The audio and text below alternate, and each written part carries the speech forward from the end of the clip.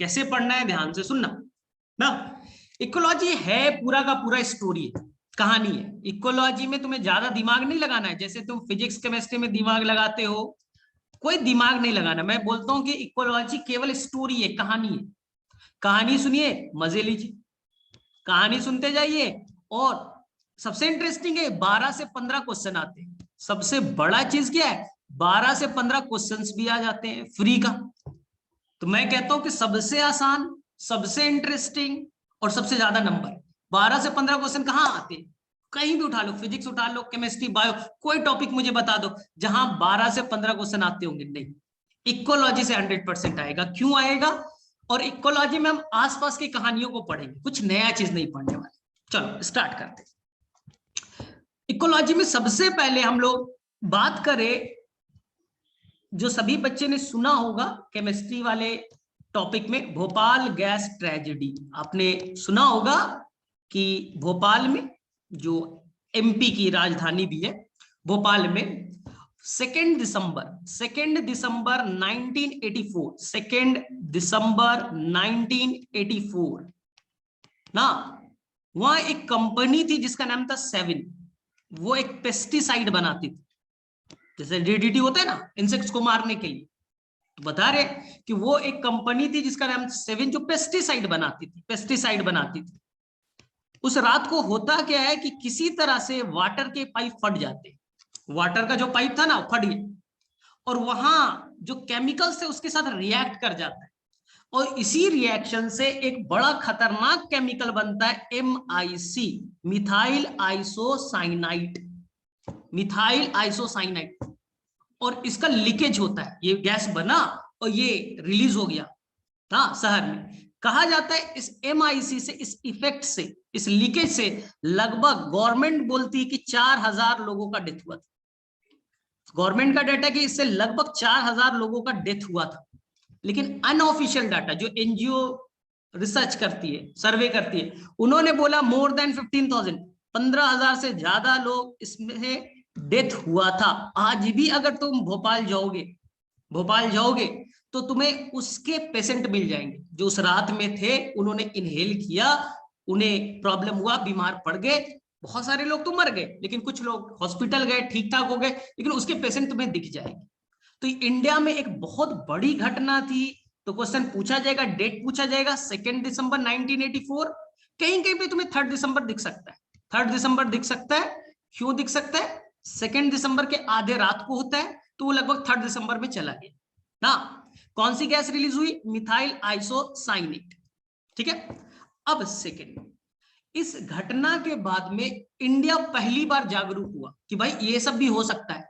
यानी इन्वायरमेंट के बारे में पहले कोई बात ही नहीं करता था, पॉल्यूशन के बारे में बात ही नहीं करता था, ग्लोबल वार्मिंग, ये सब कोई बात नहीं करता था। इंडिया में तो खास करके बात नहीं करते थे। तो पहली बार 1986 में जब इंडिया के प्राइम मिनिस्टर थे राजीव गांधी उस टाइम इंडिया के प्राइम मिनिस्टर थे, उन्होंने एक स्ट्रिक्ट रूल बनाया। इंडिया के जो प्राइम मिनिस्टर थे उन्होंने स्ट्रिक्ट रूल बनाया कि इन्वायरमेंट को प्रोटेक्ट कीजिए। इन्वायरमेंट में कोई केमिकल आ जाता है, हम सांस लेते हैं, हमारा डेथ हो जाता है। पॉल्यूशन से लाखों लोगों का डेथ होता है, लेकिन इंडिया में कोई डेटा ही नहीं। हम एसिड रेन से, ग्लोबल वार्मिंग से, ये सबसे होता है, लेकिन लोग कोई बात ही नहीं करना चाहता। तो उस टाइम 1986 में बनाया गया नेपा। ये नीट का पहला क्वेश्चन बन जाएगा, NEPA. What is a Nipah?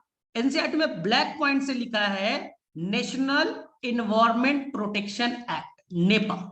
NEPA का full form National Environment Protection Act, जो 1986 में बनाया गया था। ये एक हार्ड रूल था, इसमें रूल्स बनाए गए। इस रूल के अकॉर्डिंग इन्वायरमेंट को बचाना, नाम में लिखा है National Environment Protection act. Environment को बचाइए, जो पॉल्यूशन रिलीज हो रहा है, इतना पॉल्यूटेंट बन रहे, या वाटर पॉल्यूशन है, एयर पॉल्यूशन है, कैसे आप बचाइएगा, कुछ रूल्स बनाया जाए। इसी के अकॉर्डिंग जब आप कंपनी कोई इंडस्ट्री सेटअप करते हो तो पहले आप इनसे परमिशन लेना पड़ेगा कि आपसे जो धुआं निकल रहा है या कोई केमिकल तो नहीं निकल रहा है जिससे हमारे मिट्टी को, पानी को नुकसान तो नहीं हो रहा है।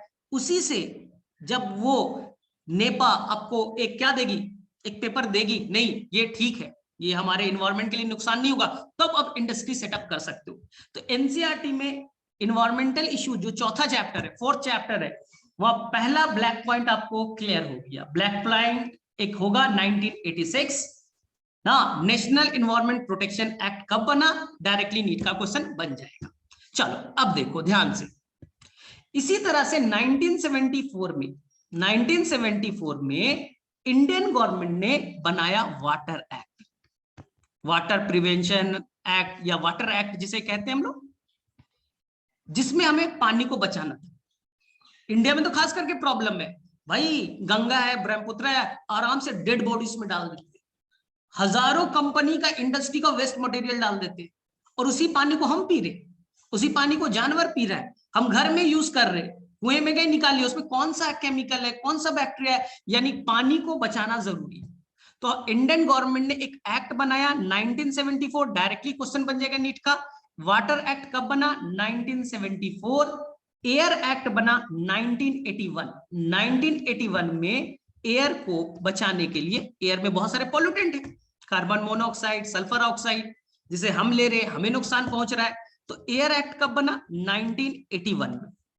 बच्चा याद तो करके जाता है, वाटर एक्ट, एयर एक्ट भूल जाता है, कंफ्यूज हो गया, सर वाटर एक्ट 1981 कर दिया और एयर एक्ट को 74 कर दिया। तो मैं एक कहानी से क्लियर कर दे रहा हूं, एक कहानी से क्लियर कर रहा हूं, तुम्हें होल लाइफ, पूरे लाइफ में कभी कंफ्यूजन हो गई। देखो ध्यान से, ये बॉटल है, तुम्हारे घर में भी बॉटल होगा, जहां पर अभी तुम पढ़ाई कर रहे हो वहां पर वाटर बॉटल है, 1 लीटर पानी।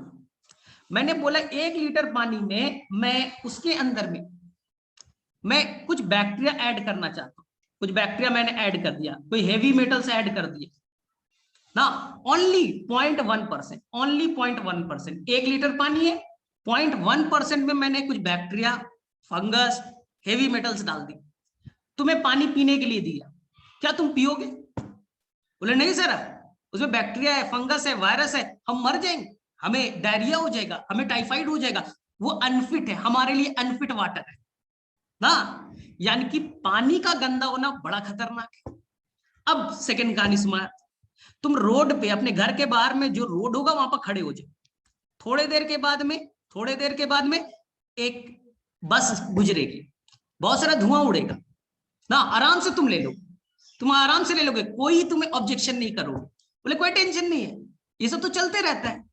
तुम कभी रोड पे जाते हो, बाइक आया, 4 व्हीलर आया, धुआं उड़ा, तुम मजे में, जैसे ही एक बाइक आता है, एक बस आता है, कार जाती है, तो मान लो वहां पर 10% वहां पास एयर की क्वालिटी खराब होगी, मान लो दिल्ली में तो 40% एयर की क्वालिटी खराब, 40% एयर की क्वालिटी खराब है, फिर भी लोग ऑब्जेक्शन नहीं करते, सांस ले रहे हैं, जिंदा है। यानी वाटर का ज्यादा, एयर का पॉल्यूटेंट होना बहुत ज्यादा नुकसानदेह नहीं है, लेकिन वाटर का होना नुकसानदेह। सोचो 1 लीटर पानी बैक्टीरिया डाल दो, तुम नहीं पियोगे, लेकिन एयर में कार्बन मोनोऑक्साइड का कंसंट्रेशन बढ़ा हुआ है, सल्फर ऑक्साइड बढ़ा हुआ है, नाइट्रोजन के ऑक्साइड बढ़ गए, तुम मजे से ले रहे, दिल्ली वाले मजे से ले रहे। एम्स में जाओगे ना तो रोजाना तुम्हें पॉल्यूशन मिलेगा, पॉल्यूटेंट मिलेंगे, कहते कि एक बार जब सांस लोगे ना दिल्ली में, तो लगभग 1 सिगरेट के इक्वल होगा। जब जो सिगरेट तुम पीते हो, तुम तो नहीं पीते हो भाई, हाँ जो सिगरेट पीते हैं, तो जितना सिगरेट से एक बार में धुआं लेते हैं, 1 सिगरेट से, उतना दिल्ली में फ्री में तुम्हें मिलेगा, फ्री में मिलेगा। तो जब इंडिया में बराक ओबामा, जब इंडिया के प्रेसिडेंट थे, यूएस के, अमेरिका के, जब इंडिया आते हैं तो बहुत सिगरेट पीते थे, तो उनके ऑफिसर ने बोला कि इंडिया में सिगरेट मत पीजिएगा। बोले क्यों भाई? बोले देखिए ऐसे भी वहां आप जितने दिन तक रहिएगा सांस लीजिएगा, और जैसे ही आप सांस लीजिएगा तो उतना स्मोक तो ऐसे ही आपके अंदर में आ जाएगा। दिल्ली इतना पॉल्यूटेड सिटी है, वर्ल्ड का फर्स्ट नंबर पे, अभी हम लोग उस पर बातें करेंगे। इसलिए मैं तुम्हें कहानी के फॉर्म में क्यों समझाया कि तुम्हारे घर में आसपास में एयर का क्वालिटी भी खराब है, वाटर की भी क्वालिटी खराब है, तुम किस पे ज्यादा काम करना पसंद करो? वाटर पे। इसलिए वाटर एक्ट पहले बना। अब मेरे में से कंफ्यूज नहीं होगा, वाटर ज्यादा प्रॉब्लम है, वाटर का पॉल्यूटेंट होना ज्यादा प्रॉब्लम है, एयर का लेस प्रॉब्लम है। तो इंडियन गवर्नमेंट ने उसी को ध्यान रखते हुए पहले वाटर एक्ट बना, फिर बना तुम्हारा एयर एक्ट। अब कभी कंफ्यूज नहीं होना, ठीक है? चलो अब मजे की चीज बताता हूं। तुम भाई रात में डीजे बजा रहे हो, भाई पार्टी चल रहा है, बर्थडे पार्टी हो रहा है, डीजे चल रहा है भाई, पुलिस आई पकड़ के ले गई। बोले क्यों? बोले तुम्हें एयर एक्ट के अकॉर्डिंग गिरफ्तार किया जाता है, 1 हफ्ते का जेल। बोले ऐसा डीजे बजा रहे थे, साउंड पॉल्यूशन हो रहा है, तो आप मुझे एयर एक्ट में क्यों पकड़ रहे हो? कहानी एनसीईआरटी में, एनसीईआरटी में ये वर्ड लिखा है इन 1987 साउंड जो है जिसकी डेसिबिलिटी 60 डेसिबल से ज्यादा है, साउंड को हम किसे डेसिबल में मेजर करते हैं, हाँ ओजोन लेयर को हम डीयू में, डॉप्शन यूनिट में मेजर करते हैं, कंफ्यूज मत होना, साउंड को डेसिबल में डीबी में, साउंड को डीबी में मेजर करते हैं, और ओजोन लेयर का जो थिकनेस है उसे डेसिबल नहीं, उसे डॉप्शन यूनिट में, इसमें कंफ्यूज मत होना। तो कहा जाता है कि जब 60 डेसिबल से ज्यादा होता है वो हमारे लिए हार्मफुल, आप नहीं बजा सकते, इसे डीजे वीजे बजाना बैन कर दिया जाता है, रात में 11 बजे के बाद नहीं बजाना है, ठीक है। अब क्या हुआ ध्यान से सुनो, इंडियन गवर्नमेंट ने 1987 में अमेंडमेंट किया, अमेंडमेंट का मतलब एनसीईआरटी का लाइन नहीं है, अमेंडमेंट, अमेंडमेंट का मतलब बदलाव, चेंजेस। तुम लोग तो आसाम वाले हो, बहुत अच्छे से फैमिलियर हो गए, कैब से, सीए से, सिटीजनशिप, अमेंडमेंट बिल, अमेंडमेंट बदलाव, इंडिया में किसे नागरिकता मिलेगा, सिटीजनशिप मिलेगा, उस एक्ट में, उस रूल में बदलाव किया गया, अमेंडमेंट। तो इंडियन गवर्नमेंट ने 1987 में एक अमेंडमेंट लाया, एक बदलाव लाया, और साउंड को भी, साउंड हवा में ही तो फैलता है, पानी में थोड़ी ना फैलता है, मिट्टी में थोड़ी ना फैलता है, हमने तेज बोला तो पॉल्यूटेंट कहां होगा, नुकसान किसे हो रहा है, एयर से ही तो फैल रहा है ना। तो 87 में हमने साउंड को भी as a air pollutant consider करेंगे, साउंड को भी एज ए एयर पॉल्यूटेंट मानेंगे। सर कब मानेंगे? 60 से ज्यादा वाला हमारे लिए हार्मफुल है ना। एनसीईआरटी को पढ़िएगा, साउंड पॉल्यूशन, क्रोनिक एक्सपोजर। तुम लोग रात में क्या करते हो, मोबाइल पे गाना लगाया, ईयरफोन लगाया, मजे में सो गए रात भर, एनसीईआरटी का लाइन पढ़ना। अगर तुम लगातार कम डेसिबल का भी साउंड सुन रहे हो लगातार, तो ईयर ड्रम डैमेज तक हो सकता है, ईयर ड्रम डैमेज तक हो सकता है। अगर लगातार तुम्हें कम डेसिबल वाला भी लगातार तुम्हारे कानों पे पड़ते रहे, ईयर ड्रम तक डैमेज हो जाएगा। क्लियर है? इसलिए ध्यान से सुनना। सर साउंड पॉल्यूशन से कुछ नुकसान है क्या? एक तो ईयर ड्रम डैमेज हो गया, बिना मतलब का स्ट्रेस जो तुम लोग आज कर लेते हो, बिना मतलब का स्ट्रेस, हाँ सर क्या होगा एग्जाम में पता नहीं, बिना मतलब का स्ट्रेस लेना, ये साउंड पॉल्यूशन का सबसे बड़ा इफेक्ट है। हार्ट पाल्पेशन, बिना हार्ट बीट का बढ़ जाना ना, तो कई सारे नुकसान है। जब हम साउंड पॉल्यूशन पे आएंगे उस पर बात करेंगे। तो सर साउंड पॉल्यूशन को बचाएंगे कैसे? सर एनसीईआरटी लिखेगा मफलिंग कर देंगे, ग्रीन मफलर लगा देंगे, ग्रीन मफलर लगा देंगे, हम डिटेल से बात करेंगे बाद में। ग्रीन मफलर लगा देंगे, मफलर सर वही मतलब ठंड में जो कान वान में ढक लेते वही मफलर? अरे नहीं, वो मफलर नहीं ना। समझो ये रोड है, बहुत बिजी रोड है, और यहाँ पर तुम्हारा घर है, घर नंबर 1, घर नंबर 2, घर नंबर 3, रोड के दोनों साइड घर है। और जिनका घर रोड के पास होता है उनसे पूछना बड़ा प्रॉब्लम है। गाड़ियां चलते रहती है रात भर गाड़ियां चलती है और साउंड आते रहता है, तुम्हारा नींद ही नहीं आएगा, स्लीपलेसनेस। अगर ढंग से नींद ही नहीं पूरा होगा तो स्ट्रेस आएगा। अब बताओ क्या करोगे तुम? क्या घर को तोड़ करके हटा दोगे? तुमने घर बना लिया, इतना महंगा घर बनाया, क्या तुम्हारे पास कोई ऑप्शन है? तो अगर मेरी क्लास तुमने अटेंड की होगी तो तुम्हें मैं सॉल्यूशन दे दे, कुछ नहीं करना है, ग्रीन मफलर लगा लीजिए। मतलब सर ग्रीन मफलर क्या? अपने घर के पास में कुछ स्पेशल ट्री लगाइए, नीम और अशोका का ट्री लगा लीजिए। सर इससे क्या होगा? ये साउंड एब्जॉर्बर है, प्लांट हरे रंग का होता है और ये साउंड को एब्जॉर्ब करता है। तो हमने रोड के दोनों साइड ट्री लगा दिए, घर के पास में ट्री लगा दिया जो साउंड को एब्जॉर्ब करेगा ना, इसी को हम लोग कहते हैं ग्रीन मफलिंग इफेक्ट। तो एनसीईआरटी का वर्ड आएगा मफलिंग, एनसीईआरटी का वर्ड आएगा ग्रीन मफलर। तो मफलर ठंड वाला मत सोच लेना। तो मेरे में से यहां तक तुम्हें कहानियां क्लियर है। चलो मैं थोड़ा सा टेस्ट ले लेता हूं, 5 क्वेश्चन पूछता हूं फटाफट, फिर आगे बढ़ते हैं। चलो बताओ, सबसे पहले भोपाल गैस ट्रेजेडी कब हुआ? भोपाल गैस ट्रेजेडी का डेट बताइए, फटाफट बताइए, भोपाल गैस ट्रेजेडी का डेट। कब होता है भोपाल गैस ट्रेजेडी? जाओ मैसेज बॉक्स में जाओ, आंसर कीजिए। चलो, आंसर इज द 2 दिसंबर 1984। 2 दिसंबर 1984। चलो बताओ, इसमें कौन सा एक खतरनाक गैस, पॉइजनस गैस रिलीज हुआ था? शॉर्ट फॉर्म भी चलेगा, शॉर्ट फॉर्म भी चलेगा। MIC, मिथाइल आइसोसाइनेट साइनाइड, जो बोलना है बोलिए। वाटर से रिएक्ट किया था और ये बना था। वो उस दौरान उस इफेक्ट से लगभग 4000 से ज्यादा लोग का डेथ हो गया था ना। ये ऑफिशियल डाटा है, अनऑफिशियल तो बहुत लोग मारे गए थे।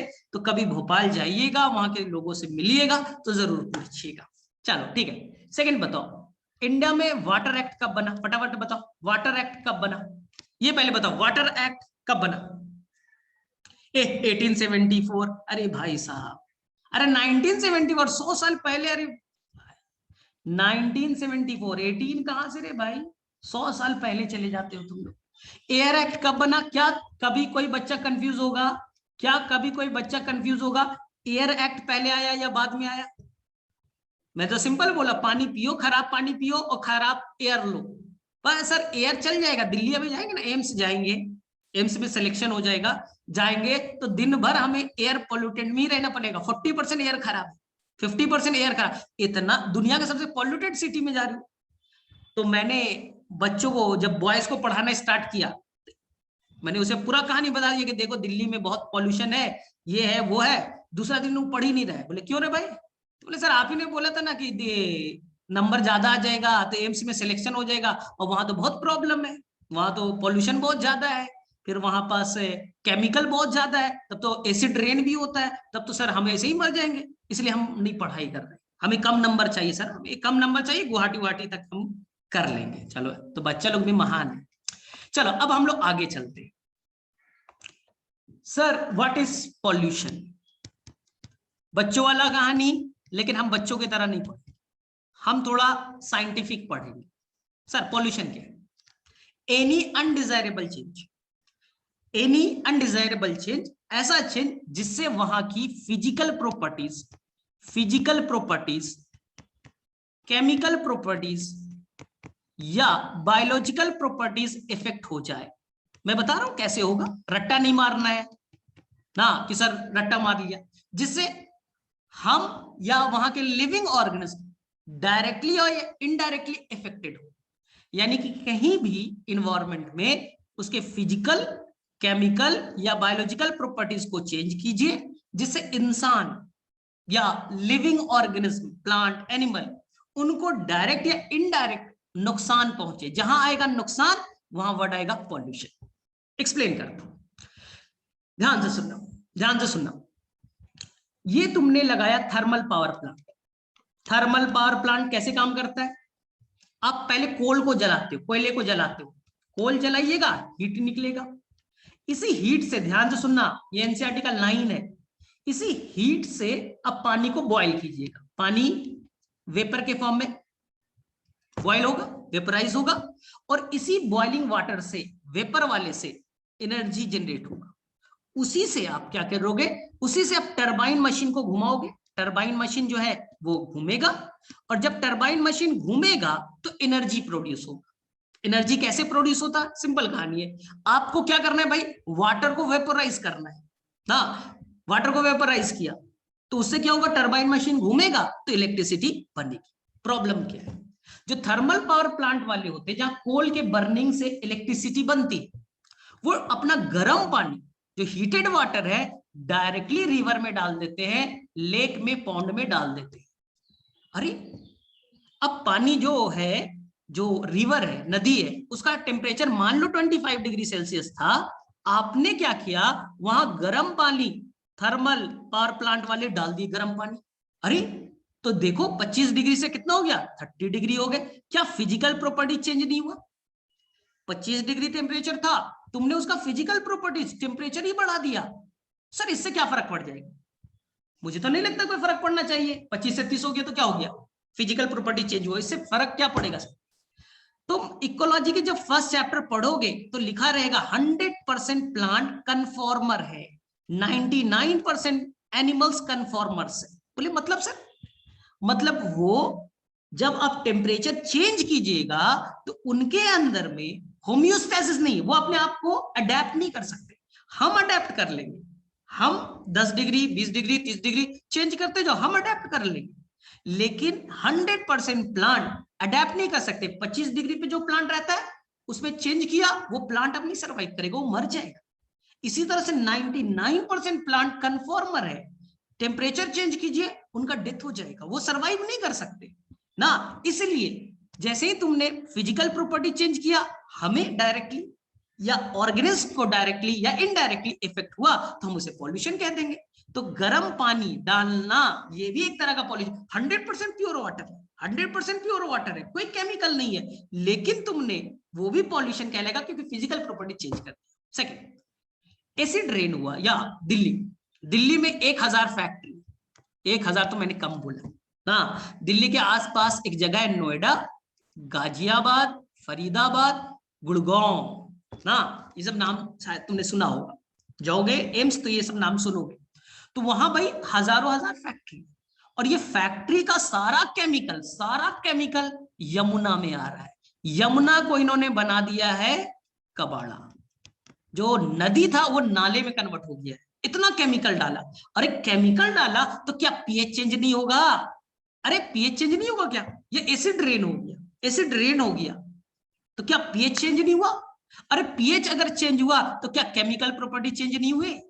और केमिकल प्रॉपर्टी चेंज हुआ, पीएच चेंज हो गए, वहां के जो ऑर्गेनिज्म है उनको इफेक्ट पड़ रहा है, वहां की मछलियों को इफेक्ट पड़ रहा है ना। तो यही पास ये भी लॉन्ग रेंज एडेप्टेशन नहीं कर सकते, ये लॉन्ग रेंज एडेप्टेशन पीएच पे नहीं कर सकते ना। अब बताओ, तीसरा, तुमने घर का कूड़ा कचरा, पूरा वेस्ट मटेरियल यमुना में डाल दिया, पूरा वेस्ट मटेरियल यमुना में डाला, तो यमुना के अंदर क्या होगा भाई? एक्सेस तुमने सीवेज डाल दिया, घर का कचरा डाल दिया, तो अचानक से एल्गी का एक्सेस ग्रोथ होगा, एल्गल ब्लूम नहीं हो जाएगा, एल्गी का एक्सेस ग्रोथ होगा, इसी को कहते हैं एल्गल ब्लूम ना। अब एल्गी का एक्सेसिव ग्रोथ हो गया ना, अगर एक्सेसिव ग्रोथ हो गया तो अंदर के सारे ऑक्सीजन खींच लेंगे। तो कुछ आप पढ़ोगे बीओडी, बायोलॉजिकल ऑक्सीजन डिमांड, या biochemical oxygen, not the biological, biochemical oxygen demand ना, वो कुछ बढ़ेगा, अंदर के डिसॉल्व ऑक्सीजन घट जाएंगे। तो क्या वहां के मछलियों को नुकसान नहीं होगा? क्या वहां के मछलियों को नुकसान नहीं हुआ? तो पहले एल्गी का नंबर 100 था, अभी 1 लाख हो गया, तो क्या बायोलॉजिकल ना, क्या बायोलॉजिकल चेंजेस नहीं दिखे? पहले मछलियां थी, एल्गी का नंबर कम था, बैक्टीरिया का नंबर कम था, अचानक से बायोलॉजिकल प्रॉपर्टी चेंज हुए, वहां के लिविंग ऑर्गेनिज्म का नंबर चेंज हो गया, तो उसका इफेक्ट डायरेक्टली लिविंग ऑर्गेनिज्म, वहां के एक्वेटिक ऑर्गेनिज्म पे दिखेंगे, और इनडायरेक्टली हमें दिखेगा। तुम लोगों को माछ ही नहीं मिलेगा, जो दिन भर तुम लोग माछ भात खाते हो, तो अब मछलियों का प्रोडक्शन होगा ही, तो डायरेक्टली हमें इनडायरेक्टली तो इफेक्ट दिखा, इसलिए हम लोग पॉल्यूशन कहते हैं। अब याद करो, तूने पूरा रट्टा मारा है। पॉल्यूशन किसे कहते हैं? Any undesirable change, physical, chemical, biological property जिसे हमें इफेक्ट हो। समझा नहीं था, आज पहली बार शायद समझ में आ गया, शायद पहली बार समझ में आ गया। फिजिकल प्रॉपर्टी चेंज होना, टेम्परेचर का चेंज होना, केमिकल प्रॉपर्टीज पीएच का चेंज होना, बायोलॉजिकल लिविंग ऑर्गेन्स के नंबर का चेंज होना। तो मेरे वजह से क्लियर है? अब हैंड रेस करो, अब शायद पॉल्यूशन तुम्हें थोड़ा सा क्लियर होगी, क्योंकि तुमने लॉजिकल पढ़ा, तुमने रट्टा नहीं मारा। ऐसे तो क्लास 6 से रट्टा मारते आ रहे हो तुम, क्लास 6 से तो रट्टा मारते ही आ रहे, सर ये पॉल्यूशन क्या होता है, चेंजेस होना। अब बताओ, पॉल्यूशन, पॉल्यूशन 3 तरह के, पॉल्यूशन 3 तरह के, ठीक। पहला पॉल्यूशन एयर पॉल्यूशन, दूसरा वाटर पॉल्यूशन, और तीसरा सॉइल पॉल्यूशन। सेम कहानी, सॉइल के अंदर में केमिकल्स आए, एसिड रेन हुआ, पीएच चेंज हो गया, केमिकल प्रॉपर्टी चेंज। सॉइल के अंदर में अचानक से बैक्टीरिया फंगस का ग्रोथ एक्सेसिव बढ़ गया, डिकम्पोजिशन का रेट बढ़ गया, तो वहां के केमिकल प्रॉपर्टीज का चेंज हो गया ना। इसी तरह से किसी में भी फिजिकल, केमिकल, बायोलॉजिकल प्रॉपर्टीज का चेंज होना, वो अगर एयर में हुआ एयर पॉल्यूशन, वाटर में हुआ water pollution, PCB, physical, chemical और बायोलॉजिकल पीसीबी का चेंज होना पॉल्यूशन कहलाएगा। अब ध्यान से सुनना, अब जो पॉल्यूशन कॉज करेगा उसे पॉल्यूटेंट कहेंगे। जो एयर में ऐसा करे तो उसे पॉल्यूटेंट कहेंगे। जैसे कार्बन मोनोऑक्साइड का नंबर बढ़ गया, जैसे एयर में तुमने लकड़ी को जलाया तो खूब सारा कार्बन मोनोऑक्साइड निकले, तो ऑटोमेटिकली खूब सारा कार्बन मोनोऑक्साइड निकला, तो वहां क्या केमिकल प्रॉपर्टी चेंज नहीं हुए? केमिकल प्रॉपर्टी चेंज हो गया ना। इसी तरह से जो करेगा एयर पॉल्यूशन उसी को कहेंगे एयर पॉल्यूटेंट। हमें आज का टॉपिक है एयर पॉल्यूशन को कवर करना। आज का टॉपिक है एयर पॉल्यूशन को कवर करना और बचाओ, मेन चीज है बचाओ। एनसीईआरटी में लिखा है प्रिवेंशन कीजिए, कैसे कीजिएगा, अब प्रिवेंट कैसे कीजिएगा, यहां तुम फंसते हो थोड़ा सा। जब एनसीईआरटी तुम पढ़ोगे ना तो कहां फंसोगे मुझे मालूम। जब आप पढ़ोगे एक वर्ड यूरो नॉर्म्स, पॉल्यूशन से बचाने के लिए यूरोप में कुछ रूल्स बनाए गए, यूरोप में कुछ रूल्स बनाए गए कि कैसे हमें गाड़ियों को ठीक करना है, कितना पॉल्यूशन का लेवल होना चाहिए। इंडिया वाले ने उसी का कॉपी किया जिसका नाम है भारत स्टेज। भारत स्टेज। और ये हर बार रूल को चेंज करते गए, हर 5 साल के बाद 6 साल के बाद उसमें चेंजेस आते गए। तो यही पास आया कुछ भारत स्टेज 1, 2, 3, 4, 5। अभी भारत स्टेज 6 चल रहा है जो 1 अप्रैल 2020 से 1 अप्रैल 2020 से लागू हुआ है। 1 अप्रैल 2020 से इंडिया भारत स्टेज 6 में इंटर किया है। यानी इस साल नीट का सबसे इंपॉर्टेंट क्वेश्चन बनने वाला है। इसी में तुम कंफ्यूज हो सर, समझ में नहीं आता सर यूरोनॉर्म भारत स्टेज, तो कोई टेंशन नहीं। यूरोप में रूल बनाए गए, यूरोनॉर्म, हमने उन्हीं का कॉपी किया, उसी रूल को हमने इंडिया में लाया, तो नाम होगा भारत स्टेज। चलिए फिलहाल बात करें सर एयर पॉल्यूटेंट कौन हो। यहां पर सभी बच्चा बड़ा कंफ्यूजन क्रिएट कर देता है, एयर पॉल्यूटेंट कौन है। तो सबसे अच्छा तरीका है आप ऐसा करो, क्लास के बाद बाहर निकलो, रोड पे जाओ, आराम से खड़े हो जाओ, आराम से खड़े हो जाओ ना। कोई मोटर व्हीकल आएगा, गाड़ियां आएगी, धुआं निकालेगा, तुम्हें एयर पॉल्यूटेंट पता चल जाएगा। एयर पॉल्यूटेंट तुम्हें पता चल जाएगा। ये घर में लकड़ी जला लो, धुआं जो निकलेगा वही एयर पॉल्यूटेंट है। सर कौन कौन होंगे एयर पॉल्यूटेंट में? Carbon monoxide, highly dangerous. Sir क्या CO2 भी होगा? फिलहाल के लिए CO2 को मैं एयर पॉल्यूटेंट नहीं मानता, मैं नहीं मानता। कार्बन मोनोऑक्साइड को मानता हूं, CO2 को नहीं मानता। नहीं तो तुम भी पॉल्यूशन कर रहे हो, O2 लिया, CO2 छोड़ा, तो सर आप भी तो पॉल्यूशन कर रहे हैं, इसलिए तो मैं नहीं मान रहा। हाँ, CO2 का कॉन्सेप्ट, CO2 ज्यादा अमाउंट में हो रहा है, इससे ग्लोबल वार्मिंग होगा। हम बाद में ग्लोबल वार्मिंग में से मैं बोलूंगा एक्सेस अमाउंट में होना पॉल्यूटेंट हो जाएगा, एक्सेस अमाउंट में होना पॉल्यूटेंट मान लेंगे। तो फिलहाल के लिए हम CO2 को जब ग्लोबल वार्मिंग पढ़ेंगे इस बात पे डिस्कस करेंगे। फिलहाल के लिए कार्बन के oxide, carbon monoxide highly polluted है। इसी तरह से नाइट्रोजन के ऑक्साइड NOx यानी कि NO2, NO3, ये काफी नुकसानदेह है और ये मेनली तुम्हें लंग से रिलेटेड बीमारी, एम्फाइसेमा, ब्रोंकाइटिस जो भी पढ़ते हो उसको करेगा, एसिड रेन कराएगा। इसी तरह से सल्फर के ऑक्साइड आएंगे, मेनली द SO2, SO3, ये तो बड़ा डेंजरस है, आपने पढ़ा भी है।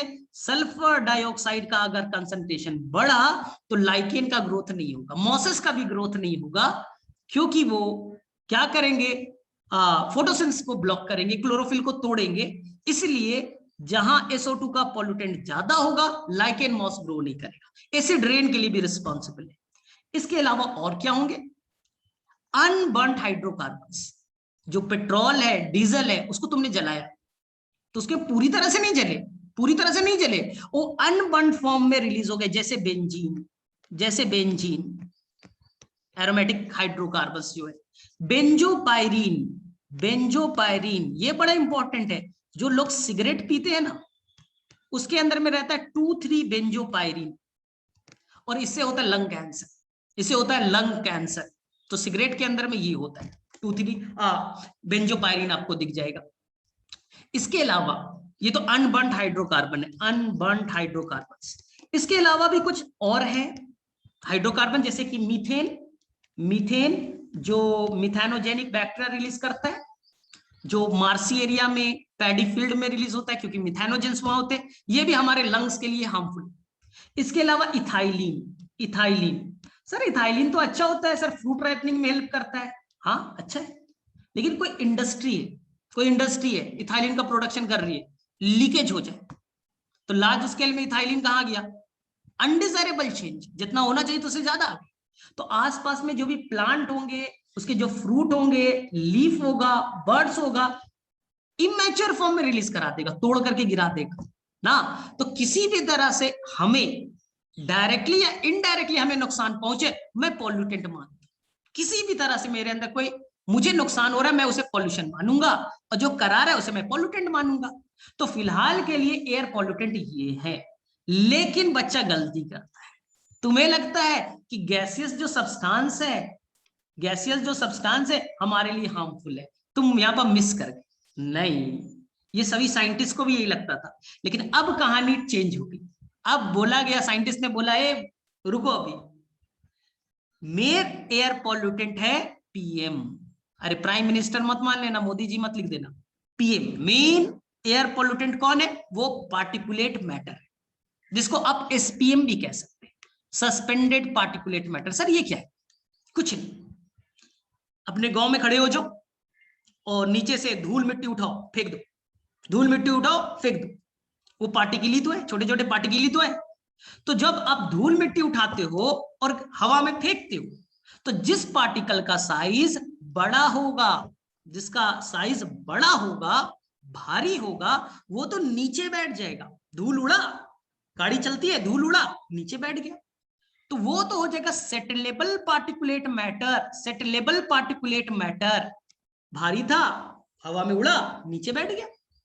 लेकिन कुछ ऐसे डस्ट पार्टिकल है छोटे छोटे, आपके हवा में कुछ छोटे छोटे ऐसे पार्टिकल्स है जो कि हवा में हमेशा तैर रहे, साइज छोटा है, तो वो नीचे सस्पेंड नहीं हो रहे, हाँ सेटलेबल नहीं हुआ है, वो सस्पेंडेड फॉर्म में है। इसी को कहते हैं सस्पेंडेड पार्टिकुलेट मैटर। इसका नाम था सेटलेबल, जो सेट हो गया नीचे। लेकिन ये है सस्पेंडेड पार्टिकुलेट मैटर जो हवा में मौजूद है, और उसे तुम इनहेल कर रहे हो, वो तुम ले रहे हो, तुम्हारे लंग्स के अंदर जा रहा है, लंग्स के ब्रोंक्यूल्स को, एल्वियोलाई को डैमेज कर रहा है। तो ये रिसेंट स्टडी में पता चला, इंडिया में एक बोर्ड है सीपीसीबी, ये नीट का पेपर का question, central pollution control board नाम में लिखा है, जो इंडिया में पॉल्यूशन को कंट्रोल करने वाला ऑर्गेनाइजेशन। उनका मानना है, उन्होंने एक डेटा दिया, जिस पार्टिकुलेट मैटर का साइज जो सस्पेंडेड है, जिसका साइज इक्वल या लेस देन 2.5 माइक्रोमीटर हो, जिसे आप पीएम 2.5 कहते हैं, न्यूज़पेपर में इसका नाम लिखेगा पीएम 2.5। तो प्राइम मिनिस्टर ने पीएम 2.5 कहने का मतलब ऐसा पार्टिकुलेट मैटर, छोटे छोटे पार्टिकल्स जो हवा में तैर रहे हैं, साइज छोटा है, उसे तुम ले रहे हो, लंग्स में जा रहा है हमेशा के, एक बार लिया फिर गए, धीरे धीरे लंग्स को डैमेज कर रहा है, खराब कर दे रहा है लंग्स को। एनसीईआरटी तो यहां तक लिख देता है पीएम 2.5 हाईली डेंजरस है, प्रीमैच्योर डेथ, मैच्योरिटी से पहले बच्चों को डेथ करा सकता है। दिल्ली में हजारों लोग पॉल्यूशन से मरते हैं, हमारे पास डाटा नहीं, किडनी का प्रॉब्लम हो गया, लंग्स का प्रॉब्लम हो गया, तो ये धीरे धीरे लंग्स को ही खराब कर दे रहे।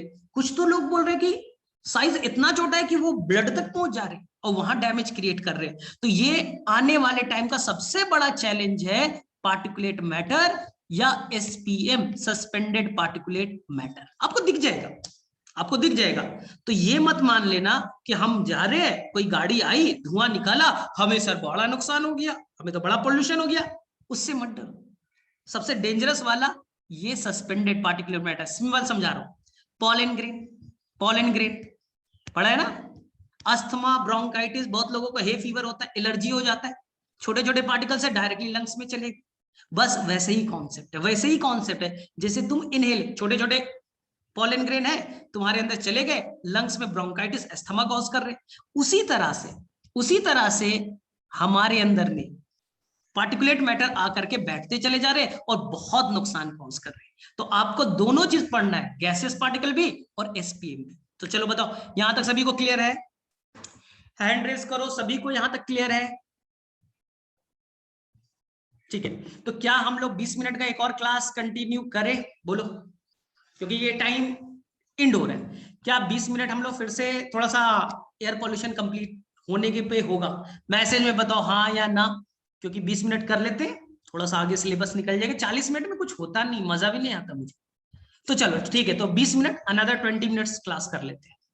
तो मैं एक लिंक भेजूंगा तुम्हारे ग्रुप में, नया लिंक होगा, उस पर जाना, वापस से ज्वाइन हो जाएगा, न्यू लिंक दूंगा, ठीक है। तो चलिए भाई, आपका